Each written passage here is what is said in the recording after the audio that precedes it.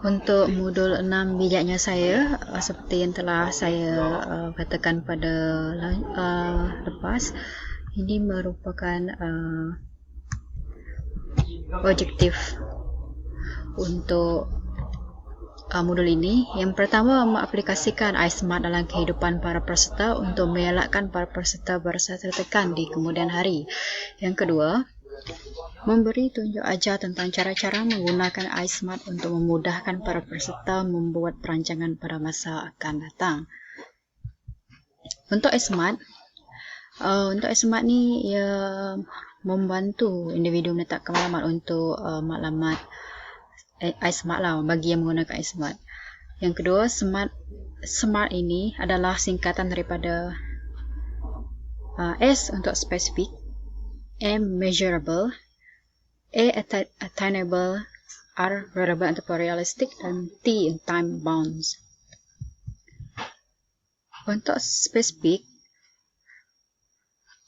ni bermaksud seorang itu atau individu tersebut hendaklah nyatakan dengan tepat apa yang individu tersebut inginkan, apa yang dia ingin capai lah. Contoh seperti soalan yang ada di sini, yang ada di slide ini, yang dapat membantu individu menetapkan apa maklumat mereka, seperti siapa yang terlibat, apa yang anda ingin capai, mengenal pasti lokasi, menetapkan jangkaan masa, mengenal pasti keperluan dan kekangan, dan alasan tujuan atau faedah tertentu untuk mencapai maklumat.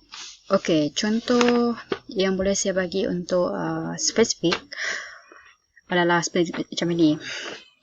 Saya ingin mendapat markah 98 dalam mata pelajaran matematik pada peperiksaan semester ini. Contohnya, individu tersebut hendaklah memberi tarikh yang spesifik, seperti pada 28 dan 3 2020 ataupun 28 Mac 2020. Ini merupakan spesifik. Kalau yang tak spesifik, saya hendak dapat grade yang bagus.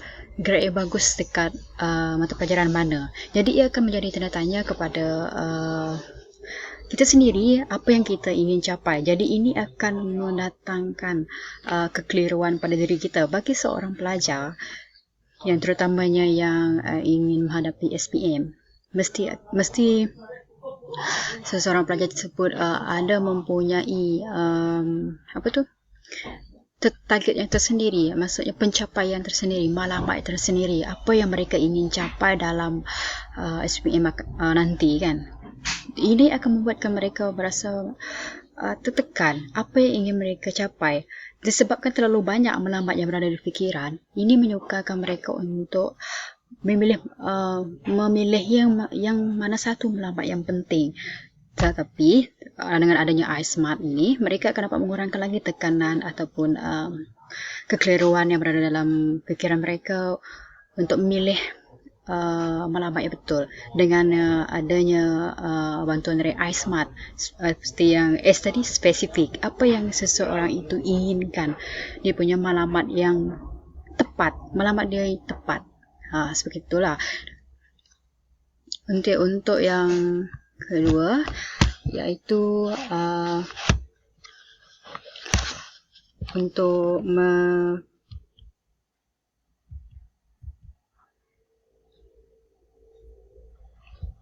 measurable. Measurable ini adalah bagaimana seseorang itu mampu mencapai apa yang diinginkan. Macam itulah.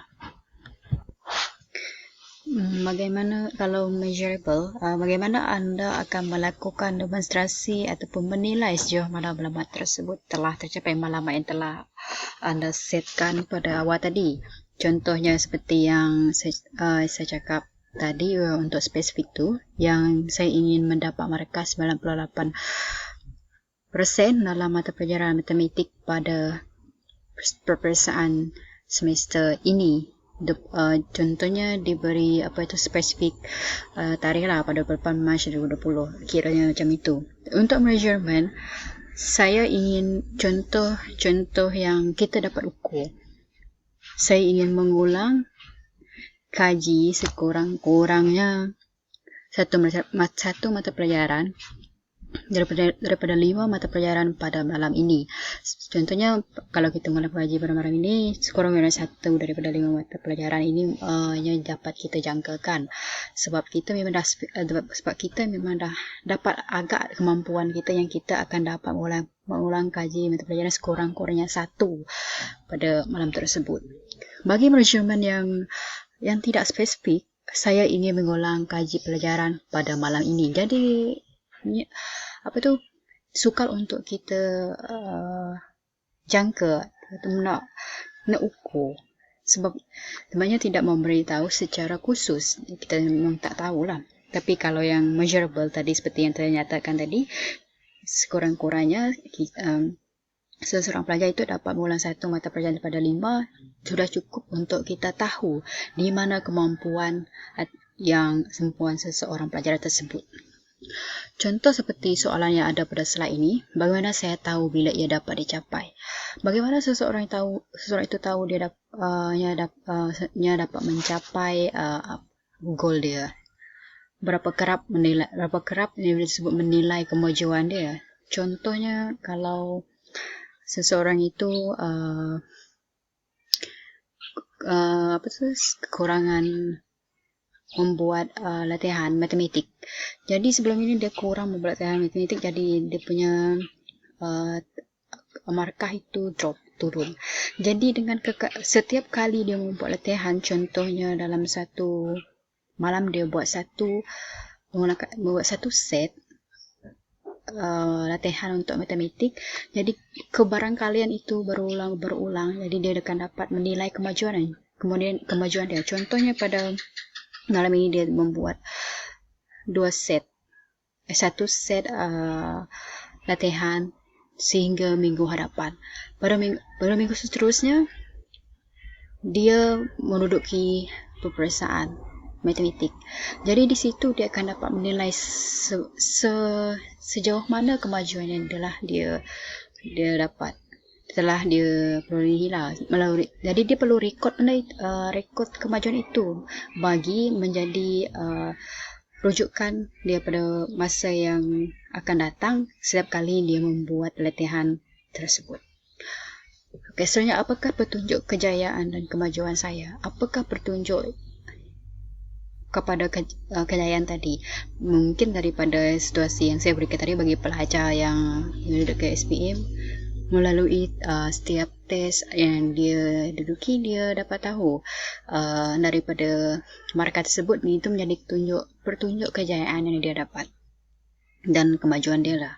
Okey, apakah yang akan membuat anda termotivasi dan fokus pada malaman? Apa yang membuatkan anda termotivasi untuk mencapai malaman yang telah anda anda inginkan tadi, seperti yang anda inginkan?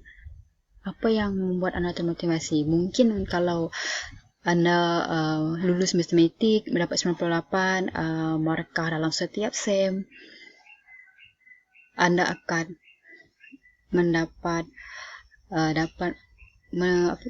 melonjakkan lagi kejayaan yang telah anda dapat sebelum ini. Begitulah.